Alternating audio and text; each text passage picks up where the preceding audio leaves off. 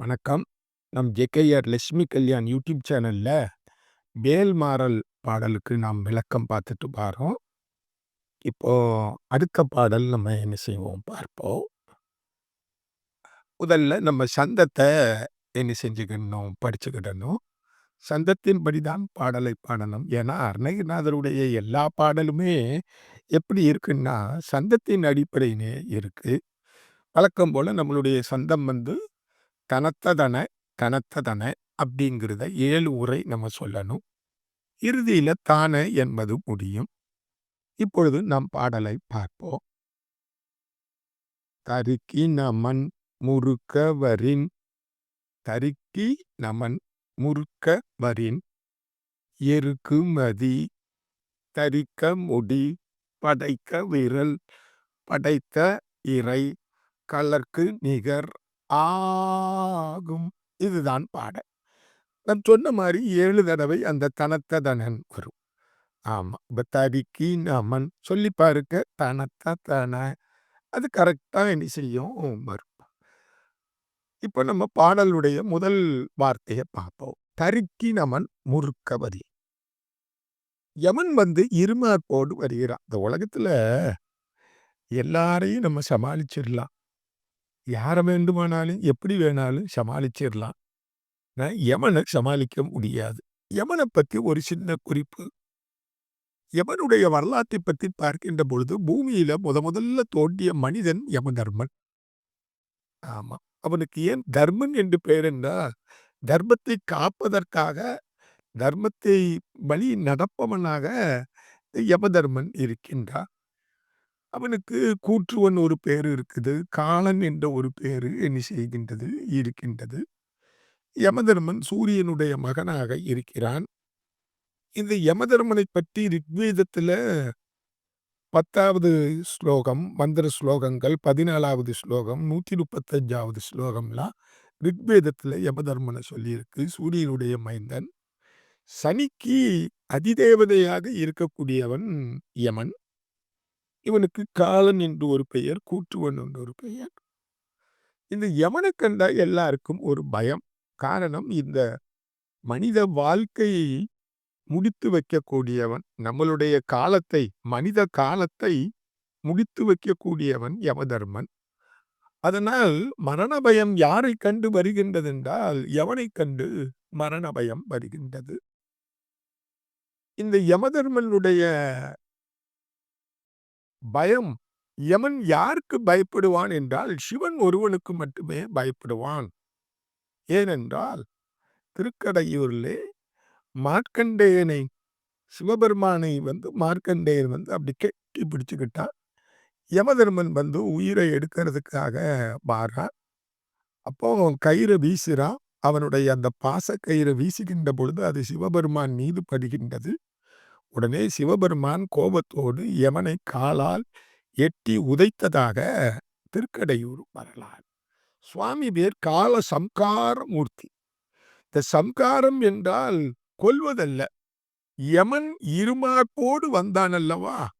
நீ என்ன சிவபெருமானை கட்டிப்பிடித்து விட்டால், மார்க்கண்டேயா நான் உன்னை விட்டு விடுவனா என்று இருமாப்போடு வந்த யமதர்மனுடைய ஆணவத்தை அடக்கிய இடம். அதனால சுவாமி பேர் கால சம்காரம் மூர்த்தி. தருக்கி நமன் முறுக்கவரி. முறுக்கவரி என்றால் அழிக்க வந்தால், தருக்கி என்றால் இருமாப்போடு வருதல். ஏன்னா யமனை தடுப்பதற்கு இங்கு யாரும் இல்லை. இந்த பாடலுடைய மைய கருத்தாக என்ன சொல்கிறார் அருணகிரிநாதர்? யமனை காலால் உதைத்து மார்க்கண்டேயனை காப்பாற்றியது சிவபெருமானுடைய திருவடி. அப்போ சிவபெருமானுடைய திருவடியை கண்டால் யமதர்மனுக்கு ஒரு பயம் ஏற்படும். ஏனென்றால் அவரிடம் மிதி வாங்கியவன் யமதர்மன். அப்போ சிவபெருமானுடைய திருவடியை கண்டால் யமதர்மனுக்கு ஒரு பயம் வரும். அந்த சிவபெருமானுடைய திருவடிக்கு இணையானது முருகப்பெருமான் கையில் உள்ள வேல் என்று இந்த பாடலுடைய மைய கருத்தாக சொல்கிறார். ஏனென்றால் மார்க்கண்டேயனுக்காக யமனையே காலால் எட்டி உதைத்தவர். இந்த யமன் தருக்கி நமன் முறுக்கவரி. அடுத்தால எருக்குமதி. இது சிவபெருமான் அணிந்திருக்கக்கூடிய அந்த அணிகலன்களை எல்லாம் சொல்கிறார். அவர் எருக்கம், அதாவது சிவபெருமான் உங்களுக்கு தெரியும். ஆமா. அலங்கார பிரியர் மகாவிஷ்ணு, அபிஷேக பிரியர் சிவபெருமான். அதுவும் இவர் எங்க இருந்தார் என்பது உங்களுக்கு தெரியும். சுடுகாட்டிலே இருக்கக்கூடியவர். சுடுகாட்டிலே இருக்கக்கூடியவர் எந்த மலையை சூட முடியும்? எந்த மலரை அவர் சூடுவார்? ஆமா. எருக்க மலரை சூடியிருக்கின்றார் என்று சொல்கிறார். எருக்கும் மதி. அதாவது நிலவை சூடியிருக்கிறார். நீங்கள் அபிராமி அந்தாவதியை படிக்கின்ற பொழுது உங்களுக்கு வரும். ஆமா. 9வது பாடல். அதாவது நீங்கள் ஒவ்வொரு பாடல்களையும் பொருந்திய முப்புரை செப்புரை செய்யும் புணர்முலையால் வருந்திய வஞ்சி மருங்கூல் மனோன்மணியால் வார்சடையோன் அருந்திய நஞ்சை அமுதாக்கிய அம்பிகையே அப்படின்னு வரும். வார்சடையோன் என்ற வார்த்தை வரும். அதற்கப்புறம் நீங்கள் மனிதரும் தேவரும் மாயா முனிவரும் அந்த பாடல்ல நீங்க பார்க்கின்ற போது உங்களுக்கு வரும். பனிதரும் திங்களும் பாம்பும் பகிரதியும் படைக்க புனிதரும் நீயும் என் புந்தி என்னாலும் பொருந்துகவே அப்படின்னு வரும். இந்த பாடல்ல கூட மனிதரும் தேவரும் மாயா முனிவரும் என்று சொல்கின்ற வார்த்தை யாரை குறிக்கின்றது என்றால், மாயா முனிவர் என்றால் மார்க்கண்டேயனை குறிக்கின்றது. அந்த மார்க்கண்டேயன் வழிபட்ட ஸ்தலம்தான் திருக்கடையூர். ஆமா. அந்த இடத்துல கூட வரும் பனிதரும் திங்களும் என்று வருகின்றது. சிவபெருமான் எதை சூடி இருக்கிறார் என்று பார்த்தால், அந்த தலையினை சந்திரனை சூடி இருக்கிறார். அதை இங்கு அருணகிரிநாதர் கூறுகிறார். சிவபெருமான் தலையிலே எதை சூடியிருக்கிறார்? எருக்க மலரை சூடியிருக்கிறார். தலையிலே எதை சூடியிருக்கிறார்? சந்திரனை சூடியிருக்கிறார். அதை இரண்டையும் சேர்த்து என்ன சொல்கிறார் அருணகிரிநாதர்? எருக்குமதி என்று சொல்கின்றார். அடுத்த வார்த்தை என்ன சொல்கிறார்? தரித்த முடிபடைத்த அப்படின்னு சொல்லுகிறார். எருக்குமதி தரித்த முடி. தரித்த முடி என்றால் என்ன? ஜடாமுடி என்று. ஜடாபாரம். அந்த ஜடாமுடியை படைத்திருப்பவன் சிவபெருமான் தலையிலே. அந்த தலையிலே என்னெல்லாம் இருக்கின்றது பார்க்கிறோம். அந்த பாடல்ல மனிதரும் தேவரும் மாயா முனிவரும் சென்னி குனிதரும் சேவடி கோமளமே கொன்றைவார் சடையின் மேல் பனிதரும் திங்களும் பாம்பும். பாம்பு இருக்குது. ஆமா. பகீரதி இருக்கிறாள். கங்கை இருக்கிறார்.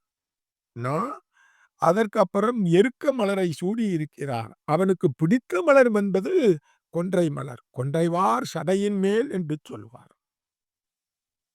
இந்த எருக்க மலரை சூடி இருப்பது எதில் வருகின்றது என்றால், நீங்கள் கோளறு பதிகம் பாருங்கள். கோளறு பதிகத்திலே வரும் உங்களுக்கு 9வது பாடலே வரும். பல பல வேடமாகும் பரநாரி பாகன் எண்கள் அதுல வரும். அதுல வருகின்ற போது சலமகளோடு எருக்கும். ஆமா. சலமகளோடு எருக்கும் என்று வரும். சலமகள் யார் என்று கேட்டால் கங்கை. எருக்க மலரை சூடி இருப்பதனால் உளமே புகுந்த அதனால் அப்படின்னு கோளறு பதிகத்தில் வரும். அதனால இந்த சிவபெருமானை பற்றி சொல்லுகின்ற பொழுது எருக்க மலரை சூடி இருப்பவன், தலையிலே சந்திரனை வைத்திருக்கின்றவன் என்றால் ஜடாமுடியை வைத்திருக்கின்றவன்.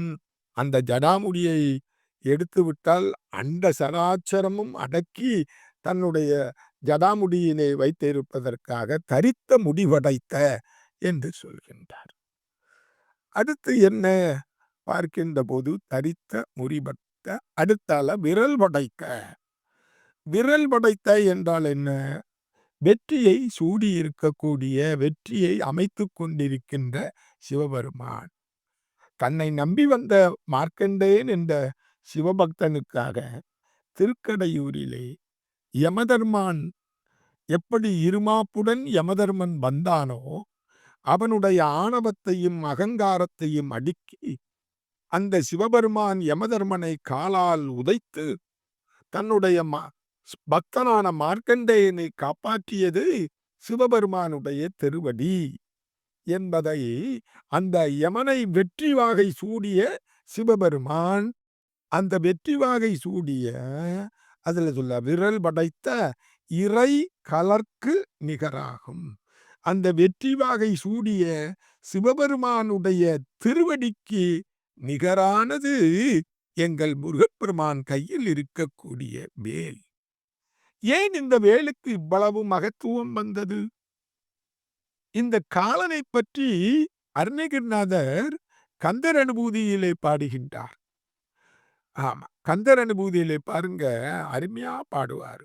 கார்மாம் இசை காலன் வரி கலபத் தேர்மாம் இசை வந்தெதிரப்படுவாய்ங்கிறாரு. எப்பா, அவன் யமதர்மன் வந்து கருப்பு எறும்பு மேல என்ன செய்வான், வருவான் என் உயிரை எடுக்கிறதுக்கு. ஆனா முருகா, நீ சும்மா இருக்காதடா, நீ என்ன செய்யி, அவன் எருமை மேல வர்றதுக்கு முன்னால நீ மயில் மேல வந்து என்ன பார்த்துக்கடா அப்படின்னு கந்தர் அனுபூதியில வந்து சொல்றாரு. 10வது பாடல். கார்மாமிசை காலன் வரி களபத் தேர்மாமிசை வந்து எதிரப்படுவாய்ங்கிறார். எதிரப்படுவாய்ன்னு என்ன?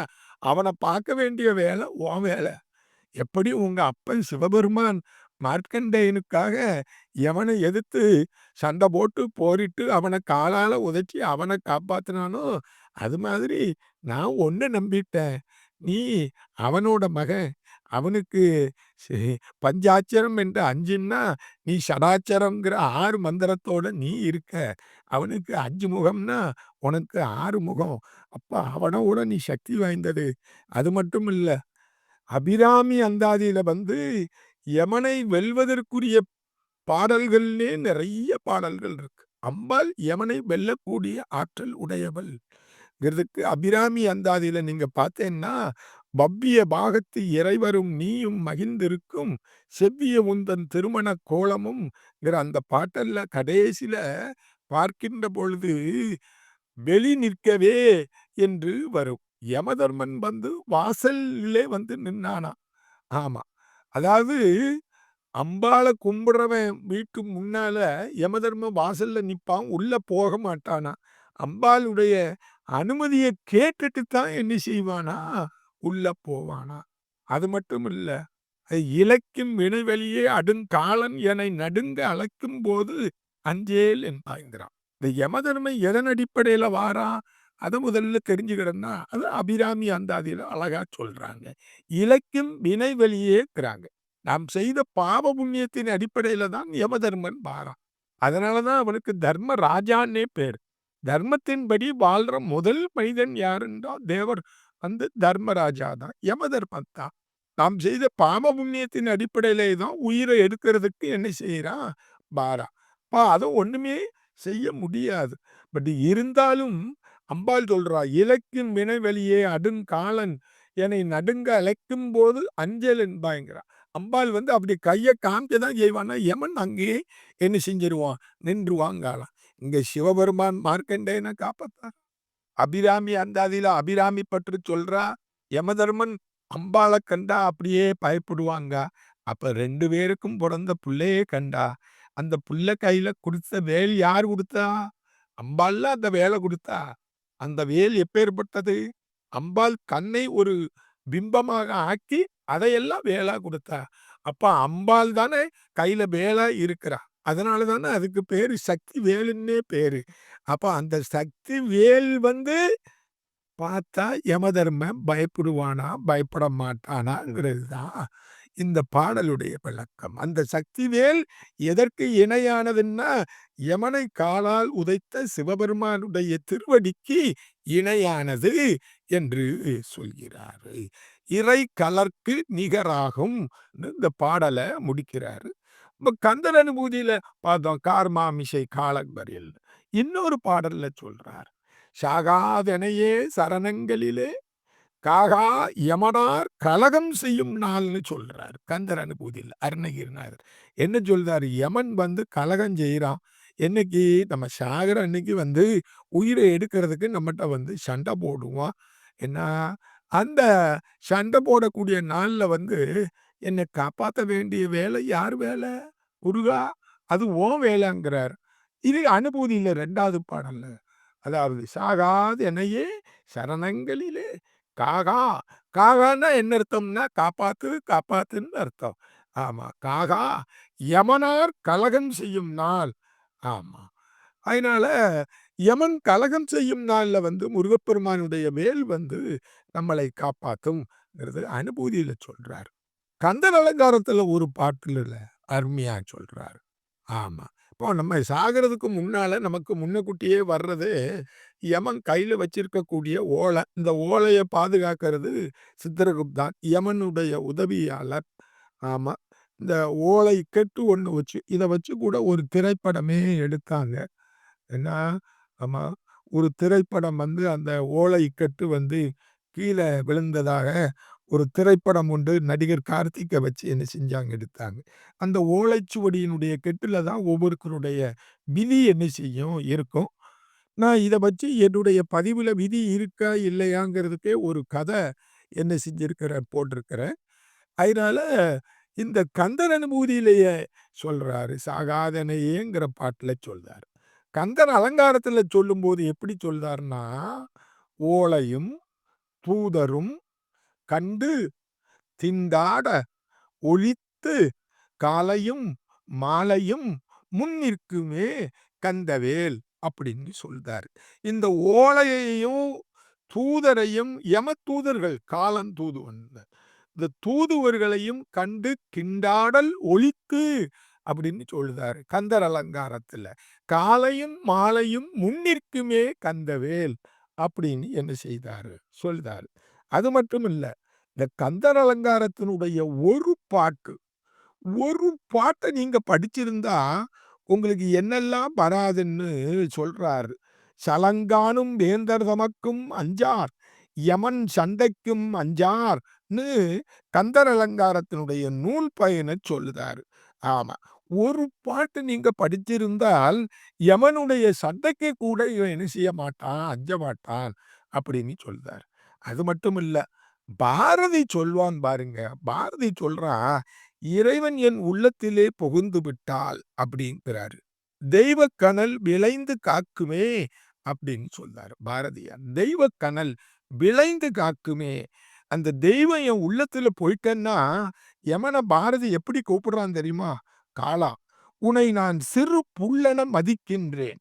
காலா, உனை நான் சிறு புல்லென மதிக்கின்றேன்.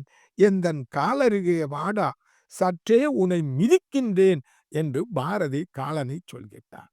காரணம் என்னவென்றால், இறைவன் நம் உள்ளத்திலே இருக்கின்றது. வேல் வேல் என்ற அந்த வாசகம், அந்த ஆதார சக்தி, அற்புத சக்தி நம் உள்ளத்திலே இருக்கின்ற பொழுது, இந்த யமன் நம்மிடத்திலே வருவதற்கு சற்று கொஞ்சம் அஞ்சுவான். காரணம், அபிராமி அந்தாதியிலே சொன்ன மாரி, அபிராமி யமனை கண்டு யமன் அபிராமியை கண்டு அஞ்சுகிறான். சிவபெருமானுடைய திருவடியைக் கண்டு யமன் அஞ்சுகிறான். இப்பொழுது முருகப்பெருமானுடைய வேலைக் கண்டு என்ன செய்கிறான், யமன் அஞ்சுகிறான். முருகப்பெருமானுடைய வேலை பார்த்தாலே யமதருமான் அந்த இருமார்ப்பு, ஆணவம் ஒடுங்கி விடுகின்றது. ஏனென்றால் சூரபத்மனுடைய ஆணவத்தை ஒடுக்கியவன் அல்லவா அவன். அந்த தருக்கி நமன் என்ற இருமார்ப்புடன் வந்த யமன் முறுக்கவரின் அழிக்க வந்தபோது, எருக்குமதியை சூடியவன், எருக்க மலரை சூடியவன், நிலவை சூடியவன், ஜடாபாரத்தை சூடியவன், அந்த யமனை காலால் உதைத்து வெற்றி வாகை சூடிய சிவபெருமானுடைய திருவடிக்கு நிகரானது இந்த வேல் வேல் என்றால். இப்பொழுது நீங்கள் ஒன்றை தெரிந்து கொள்ளுங்கள். சிவாய நமக என்று 5 எழுத்தை சொன்னால் மட்டும்தான் என்ன செய்வான், யமதருமன் அஞ்சுவான் என்று நினைக்க வேண்டாம். நீங்கள் பஞ்சாட்சரம் சொல்ல வேண்டியது இல்லை. விட்டில் விட்டில் விட்டல் என்று சொன்னால் போரும். வெற்றிவேல் முருகனுக்கு அரோகரா, வீரவேல் முருகனுக்கு அரோகரா, சக்திவேல் முருகனுக்கு அரோகரா என்று சொல்கின்ற பொழுது, அந்த அபிராமியினுடைய வடிவமாக இருக்கக்கூடிய அந்த சக்திவேல் எப்படியும் யமதர்மனிடத்திலே இருந்து உங்களை காப்பாற்றும் என்பதற்காகத்தான் அருணகிரிநாதர் இந்த பாடலிலே அருமையாக சிவபெருமானுடைய திருவடியை சொல்கின்றார். திருக்குறளிலே முதல் 10 பாடல் இறைவனுடைய திருவடியை பற்றி சொல்வது. நீங்கள் திருக்குறள்ல முதல் 10 பாட்ட பாருங்க. எல்லாமே ஒரு 8 பாடல் இறைவனுடைய திருவடியை பற்றி சொல்லக்கூடியது. மனிதனுடைய கவலையை போக்குவது எது என்றால் இறைவனுடைய திருவடி. நமக்கு எவ்வளவோ கவலைகள் இருக்கின்றது. அந்த கவலைகளை நீக்குவது இறைவன் திருவடி. அந்த பாடல்ல வரும். "தனக்கு உவமை இல்லாதான் தாழ் சேர்ந்தார் கல்லால் மனக்கவலை மாற்றல் அரிது." இறைவனுடைய திருவடியை சேராம, இறைவனுடைய திருவடியை நீங்கள் இருகள் பற்றாமல் உங்களுடைய கவலைகளை நீக்க முடியாது. இருக்கிறதிலேயே மிகப்பெரிய கவலை இந்த மரண பயம். இந்த மரண பயத்திலிருந்து விடுபட வேண்டும் என்றால் வேல்மாறல் பாடல்களை நீங்கள் படியுங்கள். திருப்புகழை படியுங்கள். அருணகிரிநாதர் சொன்னதைப் போல வேல் உங்களை யமனிடத்தில் இருந்து காக்கும். அந்த "நாளென் செய்யும் வினைதான் என் செய்யும், எனை நாடி வந்த கோல் என் செய்யும், கொடும் கூற்றென் செய்யும்" என்று அருணகிரிநாதர் சொன்னது போல எந்த கிரகங்களாக இருந்தாலும் சரி, யமதர்மனுடைய அந்த உயிரை பறிக்கக்கூடிய நிகழ்விலே கூட அந்த வேல் நம்மளை காப்பாற்றுகின்றது. எனவே வேல்மாறலை நாம் படிப்போம். இந்த வாழ்க்கையினுடைய ஒவ்வொரு காலகட்டத்திலேயும் வேல் நம்மளை பாதுகாக்கிறது என்பதை அருணகிரிநாதர் அருமையாகச் சொல்கிறார். எனவே அனுதினமும் வேல்மாறலை படிப்போம். வேல்மாறலை படிப்பதன் மூலம் நமக்கு வரக்கூடிய அத்தனை கவலைகளையும் நீக்குவதற்கு சிவபெருமான் திருவடிக்கு ஒப்பாக இருக்கக்கூடிய அந்த வேலை வணங்குவதே நம் வேலை என்று சொல்லி, இந்த அளவிலே இந்த பாடலுக்கு என்னுடைய விளக்கத்தை சொல்லி நிறைவு பெறுகிறேன். நன்றி, வணக்கம். வழக்கம் போல நம்மளுடைய ஜேகேஆர் லட்சுமி கல்யாண் யூடியூப் சேனலை சப்ஸ்கிரைப் பண்ணுங்க. பெல் பட்டன் அமுக்குங்க. நிறைய பேருக்கு இதை ஷேர் பண்ணுங்க. அந்த புண்ணியமாவது உங்களுக்கு கிடைக்கட்டும். ஏன்னா நிறைய பேருக்கு இதை நீங்க சொல்லும்போது அவர்களுக்கும் இந்த புண்ணியத்தை கொடுக்க புண்ணியம் உங்களுக்கு கிடைக்கும் என்று சொல்லி விடைபெறுகிறேன். நன்றி, வணக்கம்.